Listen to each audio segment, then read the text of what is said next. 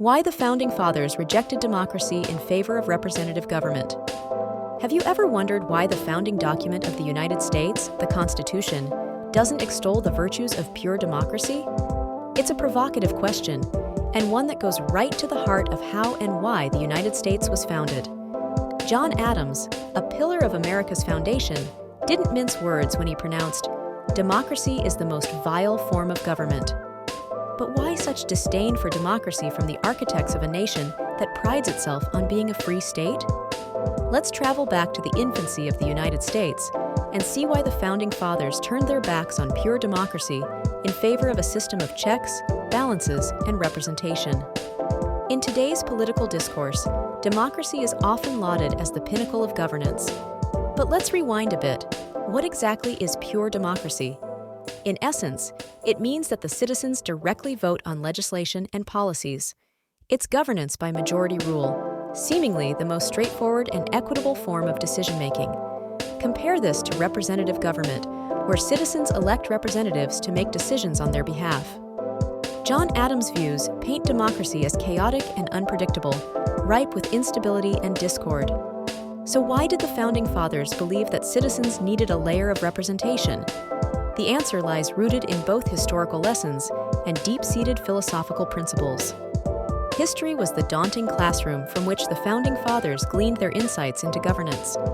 They observed ancient democracies, such as Athens, descending into disorder and mob rule. These democracies painted vivid pictures of citizen assemblies transforming into chaotic spectacles, citizens whipped into frenzies by eloquent orators, leading to poor decision-making and a lack of true stability. Such examples were not theoretical musings for the Founding Fathers. They were cautionary tales, illustrating democracy's potential to spiral into bedlam. It was glaringly evident to the framers that left unchecked, democracy could unravel into its own brand of despotism under the whim of an impassioned majority. It wasn't solely historical inevitability that shaped the Founding Fathers' skepticism towards pure democracy. Enlightenment thought heavily influenced their approach to crafting a new form of government. Figures like John Locke and Montesquieu injected profound ideas of individual liberties and the separation of powers into their political consciousness. Prominent figures such as James Madison, Alexander Hamilton, and John Adams emerged as key voices, advocating for a republic over a pure democracy. If you listen closely to Madison and Hamilton, democracy's fragility isn't merely chronicled as a tale of chaos. It's a canvas portraying human nature's whims and excesses threatening to destabilize gained liberties. British rule. The royal intertwining in America's early days served as a stark reminder of the perils of unchecked power. The Founding Fathers had quarreled with an autocratic monarchy that left little to no room for regard for the individual's voice or interest. Their fight was not merely against tyranny, but for the establishment of a governance structure neither dictated by the crown nor governed by unchecked populism. Life under the British flag reminded framers of the delicate balance between liberty and order. They had witnessed firsthand the repercussions of tyranny, fanned by distant whims, not unlike what unbridled democracy could lead to domestically. The term tyranny of the majority might sound paradoxical. Isn't the majority supposed to rule? But often, history finds irony in reality.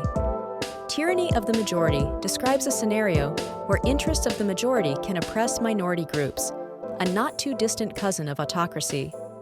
Historical episodes demonstrated that what might start as popular sovereignty could swiftly pivot into ruthless dominance, where passion overtakes reason. The unpredictability of such fervor meant democracy could become a beast, feeding off inclusivity, yet starving dissenters of protection and fairness. Why was the Constitution crafted in a way that didn't cradle pure democracy? The genius lies in its architecture, checks and balances, erected consciously to prevent any single entity or group from usurping control. This design was not a compromise. It was a calculated construction to avoid the cascade into chaos and tyranny experienced by democracies of old. The structural elegance of the Constitution ensured power was distributed across branches: legislative, executive, and judicial.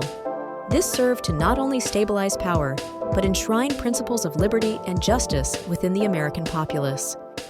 Peel back the layers of Madison's writings or Hamilton's discourse, and you unearth their fundamental belief: the need to shield governance from being a direct extension of human nature.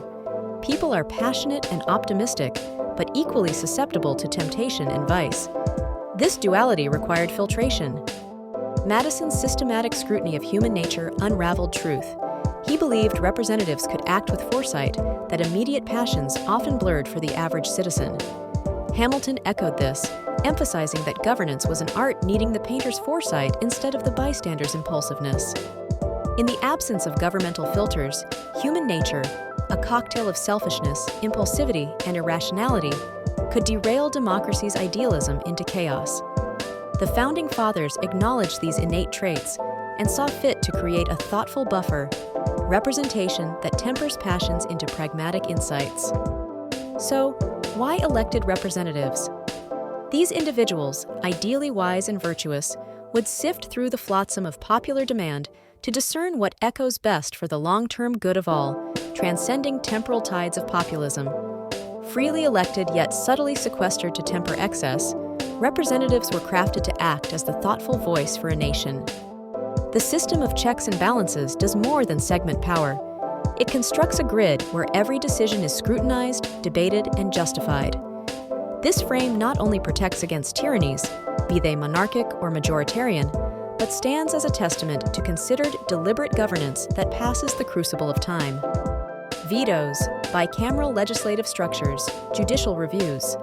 These are but stones in the intricate mosaic, ensuring neither the impulsive will of democratic passions nor the zealous undertakings of autocrats. Guardrails against tyranny weren't optional, they were foundational. The prolonged plight against the monarchy enlightened the Founding Fathers about concentrated power's consequences, giving rise to mechanisms intended not only to prevent, but to actively counteract the potential of future despots. In the conversation between direct democracy and representative government, individual rights emerge as a crucial focal point. Representative government's allure extends into preserving personal security and property rights, areas disastrously left vulnerable under the sweeping waves of pure democracy. Through representative governance, every individual retains intrinsic rights that aren't simply subject to fluctuating majoritarianism, but instead rest upon constitutional pillars. The system envisioned by the Founding Fathers balances liberty with order, two essential components of a functional society. Freedoms are not absolute if they sacrifice social harmony, yet there's a symbiosis between liberty and structure that only a measured form of governance guarantees. Well too far on either end, and the scaffolding crumbles. The Founding Fathers were architects, painting broader strokes, while presumably foreseeing the intricacies of future governance challenges.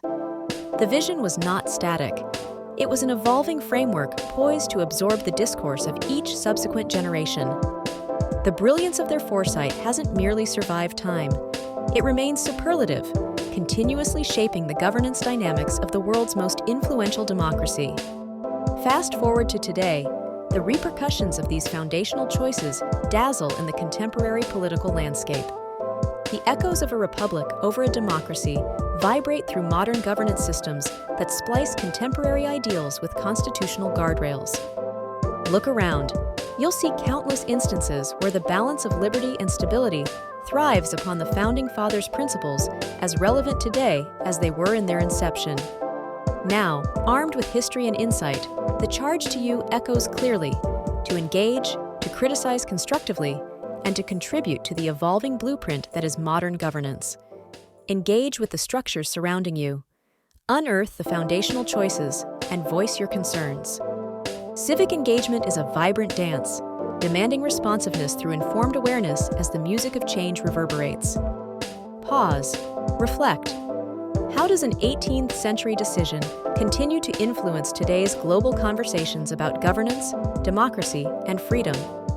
Embrace the journey of introspection and empower yourself with historical insights, enabling you to sculpt future democratic discourses. In conclusion, rejecting pure democracy wasn't an oversight by the Founding Fathers of the United States. It was a conscious decision radiating with foresight, a calculated firewall, sequestering governance from the ebb and flow of emotion and transience to create resilience against time's trials. As the video draws to a close, remember this. The preservation of our system doesn't rest with historical figures alone, but with each citizen. Appreciate the foresight, navigate the dialogues, and immerse yourself in our democratic processes.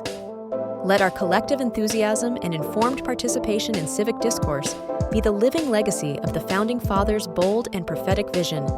Engage, debate, vote. The ember is in your hands.